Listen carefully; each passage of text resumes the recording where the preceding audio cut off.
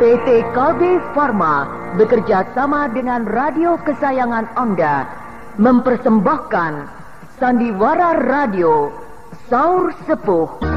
Disajikan oleh Provolt, obat flu yang dulu dibeli dengan resep dokter, sekarang dapat dibeli bebas di mana-mana. Dan Kalpanax, obat penyakit kulit yang ampuh khasiatnya. Diproduksi oleh Haravana Record. Naskah karya Niki Kosasi. Hiasan musik dan sutradara Indra Mahendra.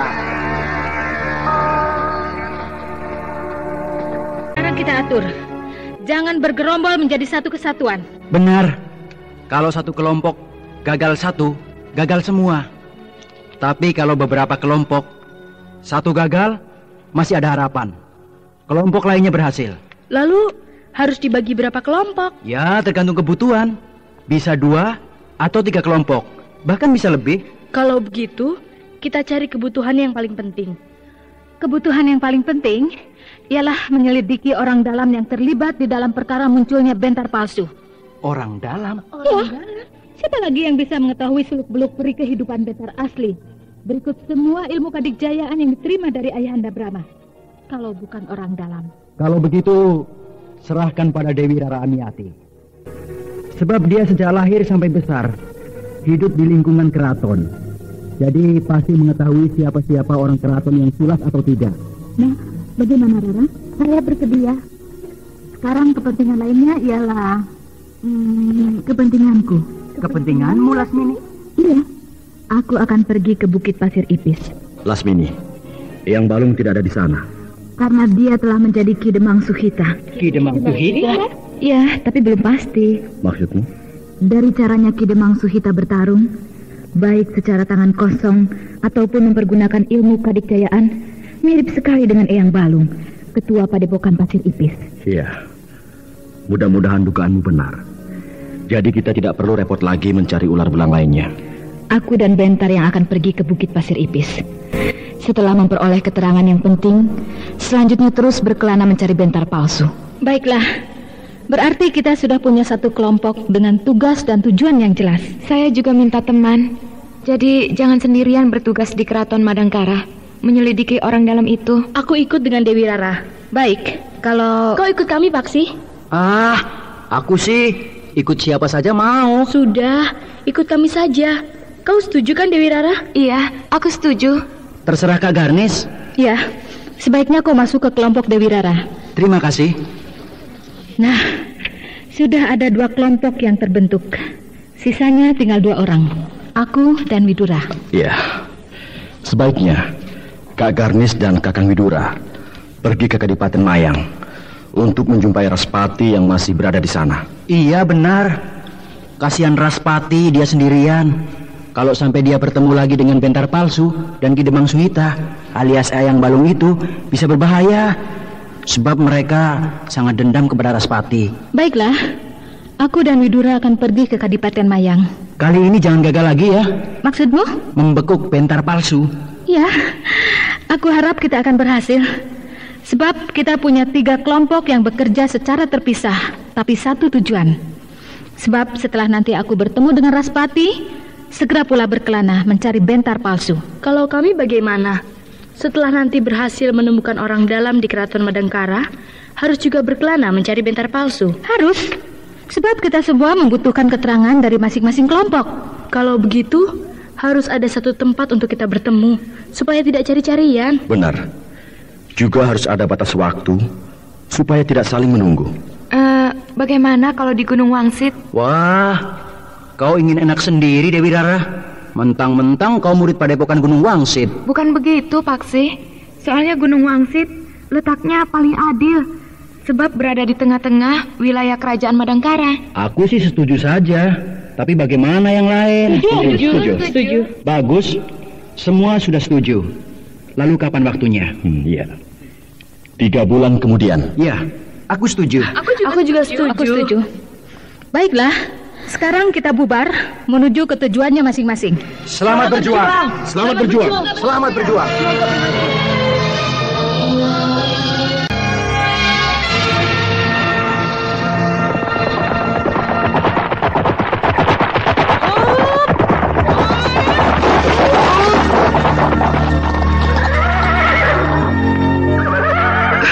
Kenapa berhenti, Anjani? Iya, tanggung.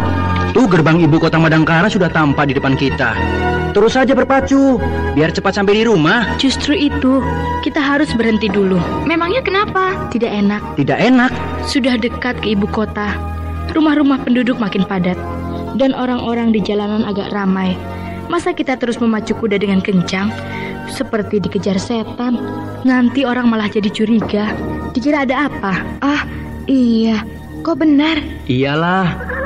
Kita jalankan kuda lambat-lambat saja sambil jalan-jalan.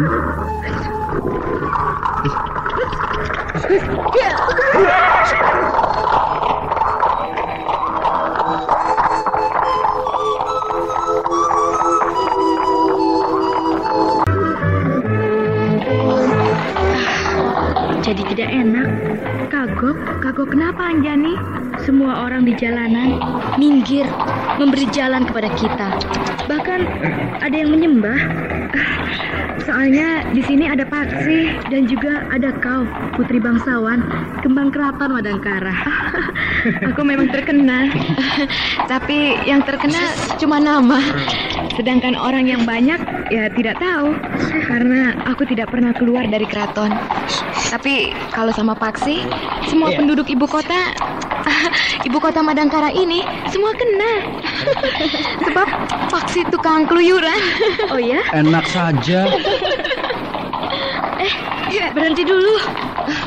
Ada apa? Beli kalung. Kalung? Tuh, ada yang jualan kalung di tepi jalan. Bagus-bagus. Alah, kalung seperti itu di keraton juga banyak. Di rumahku ada 3 peti. Bohong ah. Ayo berhenti, turun dari kuda. Iyalah.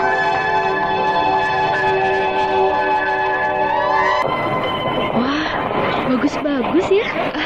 Iya, seperti bukan buatan sini. Wah, di sini tidak ada, Den Ayu. Kalung-kalung ini asli dari negeri Hindustan. Hindustan. Di mana itu? Oh, di anu Den Ayu. Jauh. Tahu, jangan cerita. Iya, Den. Iya. Yang ini berapa? Yang ini 3 ringgit, Den Ayu.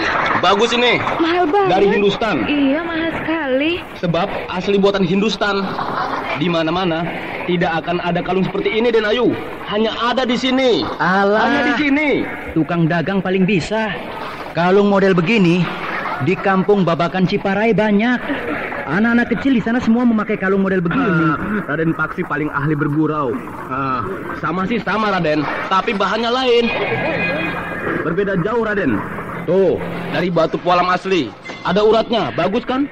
Buatan Hindustan. Sudahlah, aku beli 3. Nih uangnya. Terima kasih, Den Ayu. Terima kasih ya. Iya. Hei, Mang Pilin, sini. Kau mau manggil siapa, Paksi? Bikin kaget saja. Itu Mang Pilin. Sini. Daulat, Aden.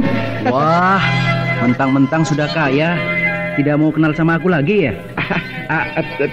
Tidak, Aden. Bahkan tadi aku lihat kau buru-buru mau masuk ke sebuah gang. Biasanya dulu-dulu, biar dari jauh kalau melihat aku, langsung lari mendekati aku dan minta duit. Tapi sekarang mau menghindari. Kenapa? Ampun, Aden. Saya memang sedang buru-buru. Oh ya? Iya. Wah, kau sudah kaya sekarang ya? Pakaianmu bagus, pakai terompah yang mahal, pakai cincin emas. Kerja apa kau sekarang, Mang Pilin?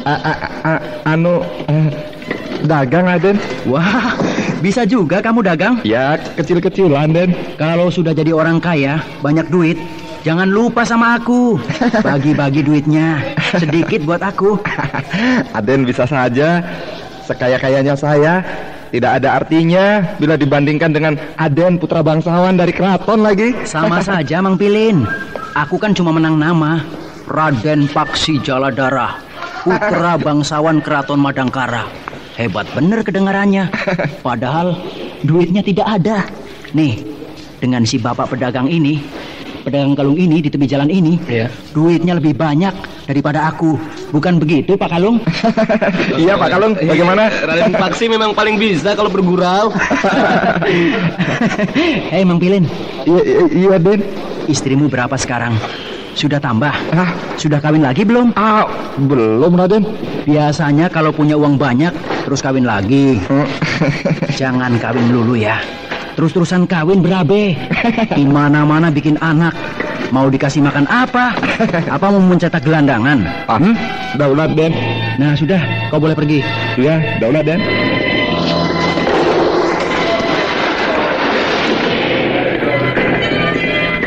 Sudah beli kalungnya? Sudah. Kau Dewi Rara, kau tidak belanja? Mumpung ada waktu.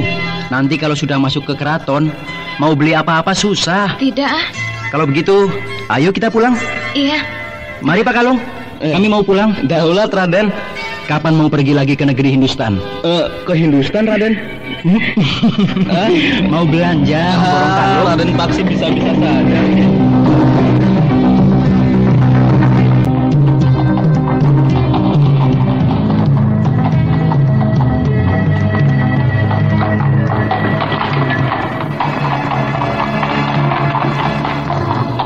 Jalanan semakin sunyi, keramaian ibu kota semakin menurun.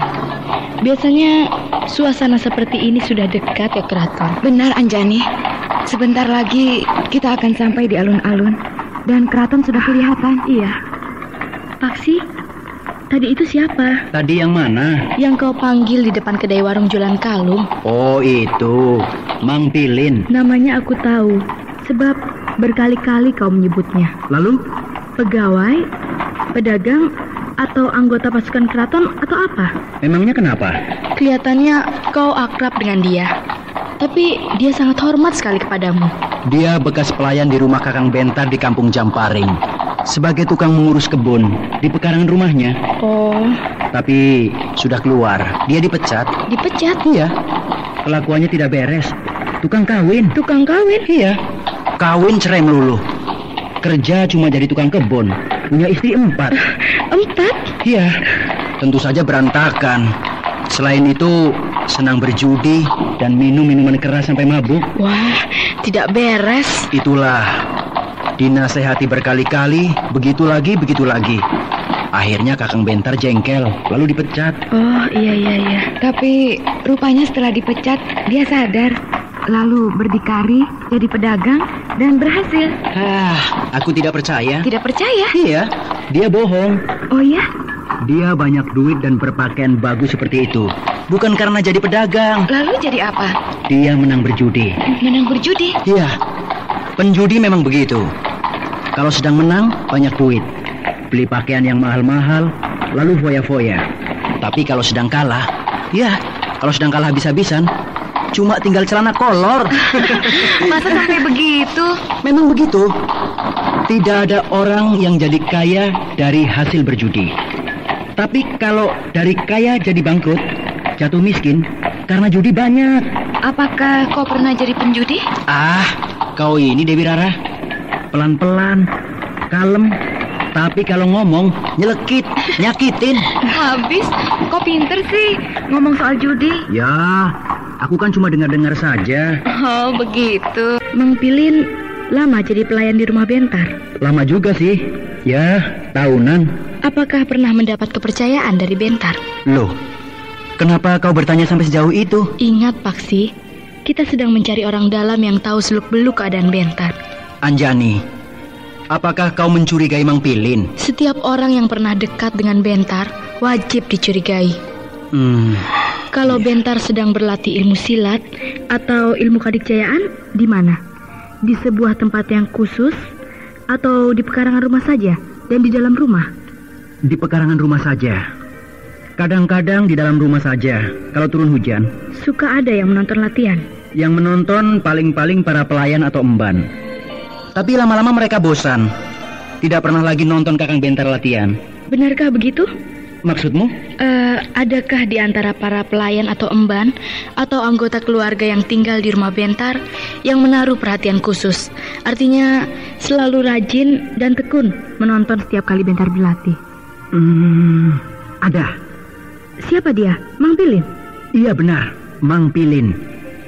Mang Pilin tidak pernah absen. Selalu hadir setiap kali Kakang Bentar berlatih ilmu silat atau ilmu kadikjayaan yang diajarkan oleh Uwa Brahma. Bahkan dengan rajin, tanpa disuruh, menyediakan air minum, lalu nongkrong sampai latihan selesai. Bagus, tepat dugaanku. Maksudmu, Mang Pilin yang menjelaskan semua ilmu kadikjayaan yang dikuasai Kakang Bentar kepada Bentar palsu secara terperinci? Bukan begitu.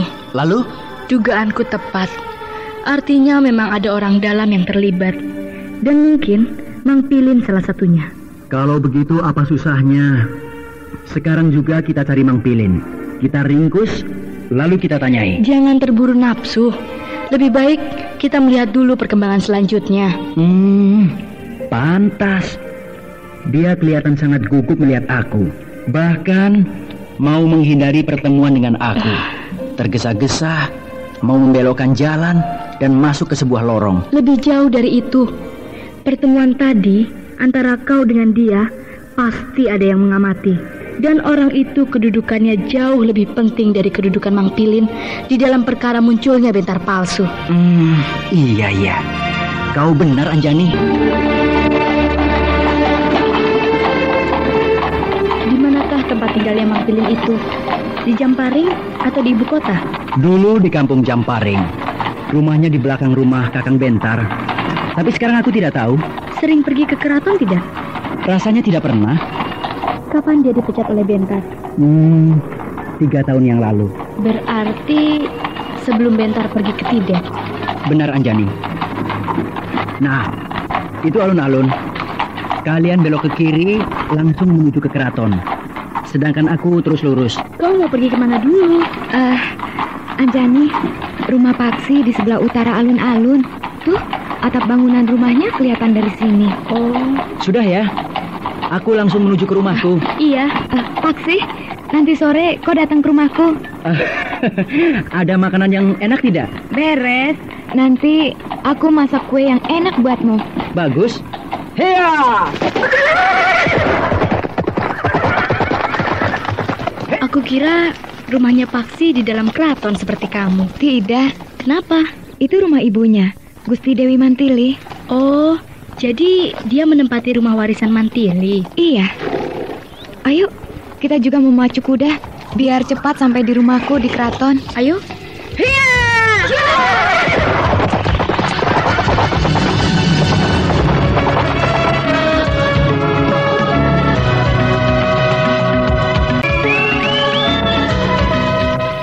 Enak benar duduk-duduk di serambi samping rumahmu ini, Dewi Rara. Hawanya segar ya? Iya. Pohon-pohon yang rindang ditata dan diatur sangat rapi. Nampak asri. Ditambah suara burung-burung yang berkicau merdu. Semuanya jadi terasa nyaman. Rumahmu di Gunung Lawu tentunya lebih indah dan lebih segar jika dibandingkan dengan keadaan lingkungan rumahku di dalam keraton ini. Karena alamnya alam yang asli, jadi lebih alami. Keindahan alam yang alami dengan keindahan alam yang ditata dan diatur oleh tangan manusia, masing-masing punya kelebihan dan keistimewaan sendiri-sendiri. Bukankah lebih indah alam yang asli karena bukan alam tiruan yang dibuat oleh manusia? Keindahan alam yang asli ialah karena bentuknya yang alami. Bentuknya, warnanya memang sudah begitu. Kelemahannya karena sifatnya yang alami tadi itulah, maka terkadang menjadi tidak terkendali, terlalu berlebihan atau malah terlalu kurang. Bahkan ada yang semrawut tidak keruan. Akhirnya membosankan. Memang aku pernah mengalaminya. Di Gunung Wangsit ada sebuah air terjun.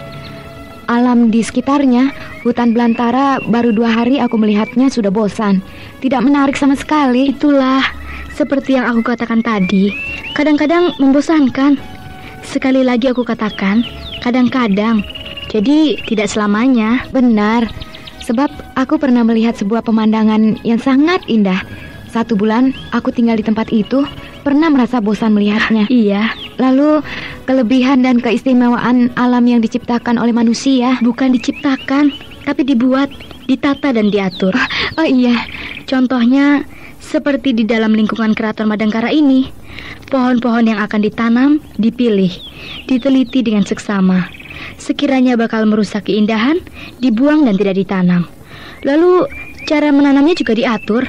Jaraknya diatur dengan baik, lalu dibentuk. Bahkan warna pohon juga diatur. Nah, hasilnya sangat mengagumkan. Suatu keindahan lingkungan yang sempurna. Bukan hanya indah dipandang mata, tapi juga berguna bagi kepentingan umat manusia. Iya, benar. Lalu kelemahannya bagaimana? Namanya juga manusia. Manusia itu terlalu banyak kekurangannya. Jadi sedikit banyak akan terbawa oleh cita rasa dan selera pribadi. Watak dan kepribadiannya akan banyak berbicara. Di saat dia sedang berkarya, akan tertuang ke dalam karyanya itu. Sehingga lebih menonjol sifat kesendiriannya daripada kebersamaan. Kau pintar, Anjani. Lama-lama kau bisa jadi pujangga. Lumayan. Itu Mang Pilin. Mana? Itu sedang berjalan di jalan kecil di samping Pendopo Agung. Iya, benar. Dia Mang Pilin. Tapi kenapa jadi begitu ya? Kemarin pakaiannya bagus dan bersih. Sekarang pakaiannya jelek, dekil dan kumal. Sedang kalah main judi barangkali. Benar kata Paksi. Seorang penjudi kalau sedang menang, keadaannya hebat benar. Duitnya banyak, pakaiannya mewah. Tapi kalau sedang kalah, butut, seperti gembel, gelandangan. Mau kemana dia? Kok ada di dalam lingkungan keraton? Aku tidak tahu. Apakah di keraton ini dia punya saudara, teman, atau... Dia mau ke rumah Tumenggung Bandaraksa, Den Ayu. Bibi Emban.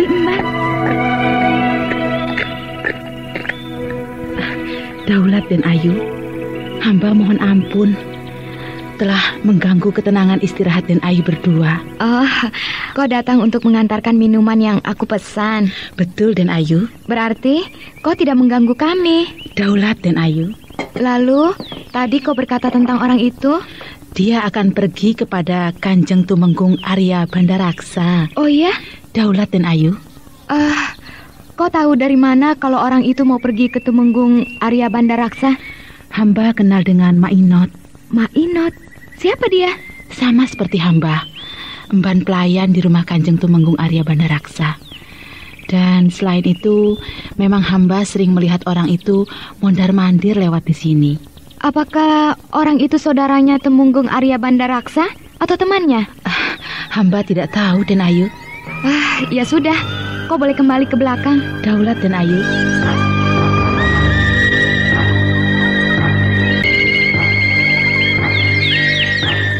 Hebat juga Mang Pilin itu. Maksudmu? Seorang penjudi rendahan seperti itu bisa berhubungan dengan seorang tumenggung. Hubungan apa ya? Pasti hubungan yang istimewa. Kalau tidak, mana bisa dia bebas keluar masuk ke sini? Iya ya. Nah, itu dia. Mana? Itu muncul dari jalan kecil di samping Pendopo Agung, berjalan belok ke kanan. Pasti dia mau keluar. Iya benar. Wajahnya berseri-seri. Pasti dia dapat uang. Dapat uang? Kalau bukan uang, hadiah lainnya. Barang berharga pemberian dari Tumenggung Bandaraksa. Enak benar dia. Bisa minta uang seenaknya kepada seorang tumenggung. Itulah, pasti ada apa-apa di antara dia dengan Tumenggung Bandaraksa. Nah, itu Tumenggung Arya Bandaraksa. Yang naik kuda itu? Iya benar. Kok naik kuda? Biasanya seorang tumenggung naik bendi. Tidak tahu ya. Mungkin ada keperluan mendadak atau ingin melancong sendirian, ingin bebas. Dia bukan mau bersantai-santai, tapi sedang marah. Sedang marah. Wajahnya sangat muram dan nampak geram. Menjalankan kuda dengan kecepatan tinggi, kencang sekali. Dia marah kepada Mang Pilin. Sebab dia mintai uang terus, diperas. Ayo, ambil kuda. Ambil kuda. Mau kemana? Kita ikuti dia. Pasti akan terjadi sesuatu antara dia dengan Mang Pilin. Iya.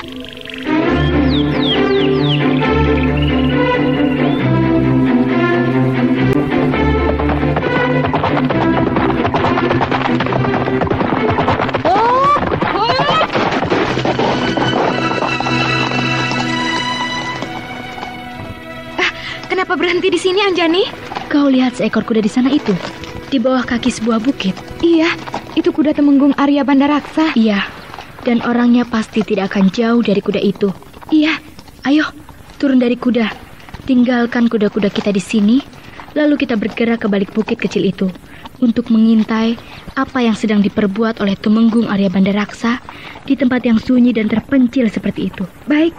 Hup, hiya, hup, hiya.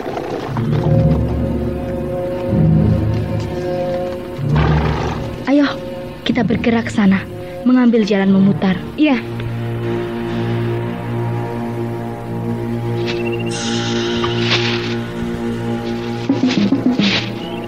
Berhenti. Kita sudah sampai. Iya.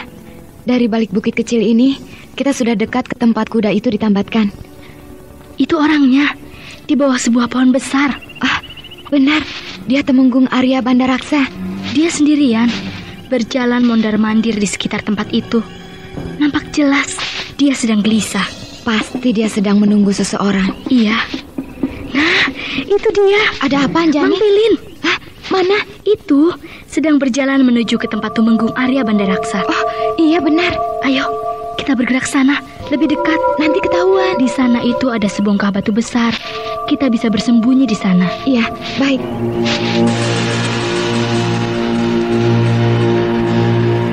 Selamat siang, Temenggung. Sini. Ada apa? Menyuruh saya datang ke tempat yang sunyi dan terpencil, jauh di luar kota seperti ini, Temenggung? Aku mau bicara. Soal apa, Temenggung?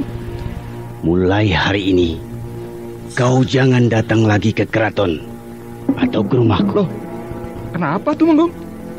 Hubungan kita putus. Kenapa begitu? Aku sudah tidak membutuhkan kau lagi. Jangan begitu, Temenggung. Bentar yang asli sudah datang dan terus-menerus mengejar-ngejar bentar palsu ciptaan kita.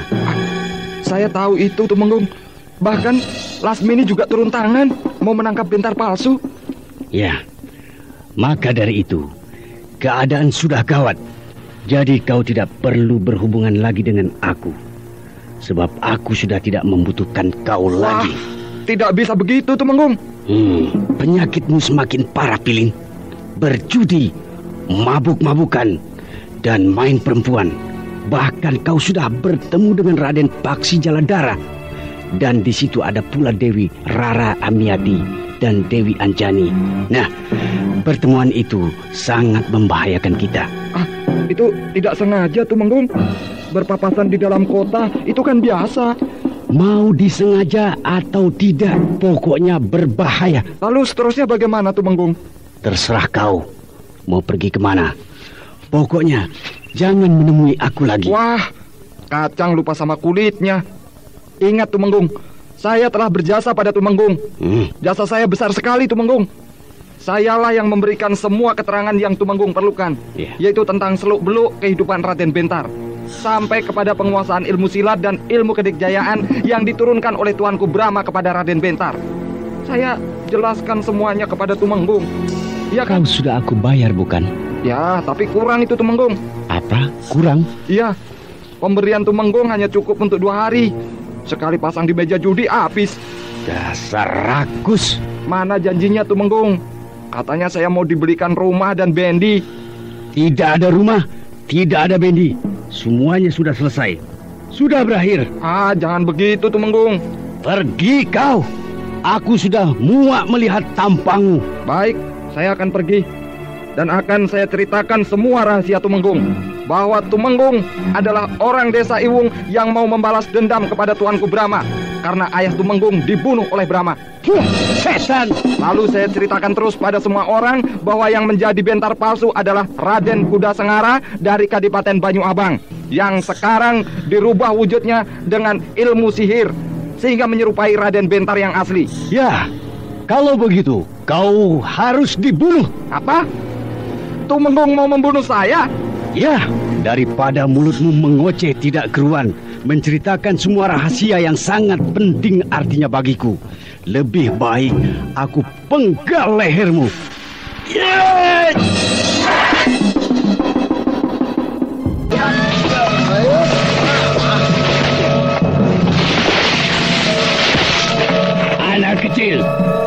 ikut campur urusan orang tua?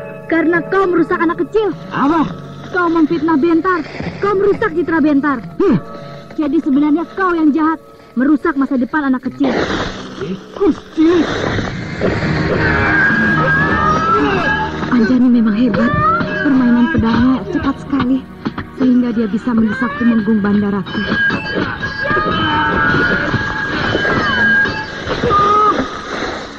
Kenapa berhenti? Ya, benarkah kau Dewi Anjani, anaknya Lasmini? Kalau benar, lalu mau apa? Pantas kau pintar main pedang dan bisa mendesakku. Tapi jangan girang dulu, bocah ayu. Tadi aku belum apa-apa, baru pemanasan. Sekarang marilah kita bertarung dalam pertarungan yang sesungguhnya. Ayo. Ya.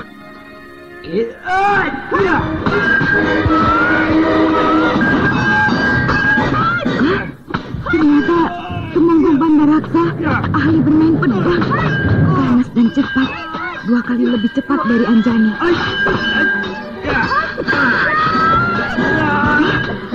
Anjani terdesak. Aku harus membantu Anjani. Anjani, jangan takut. Aku bantu kamu. Ayo, kita bereskan pengkhianat kerajaan ini. Terima kasih, Rara. Bocah-bocah ingusan, kalian sudah mengetahui siapa aku. Maka tak ada ampun bagi kalian. Terpaksa aku harus melenyapkan kalian. Ya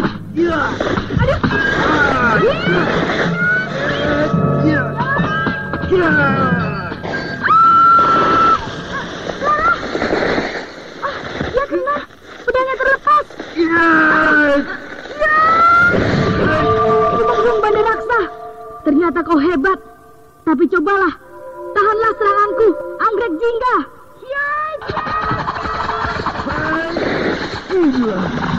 Gadis itu memiliki senjata rahasia.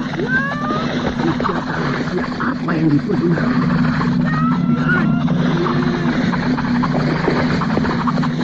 Sinting, tunggal anggrek, warnanya jingga. Tunggal anggrek bisa dijadikan senjata pembunuh. Rara, kau tidak apa-apa? Mumpung dia sedang terdesak, cepat ambil lagi pedangmu yang jatuh itu. Iya. Serang dia dari samping. Aku gempur dari depan nih, Anggrek Jingga.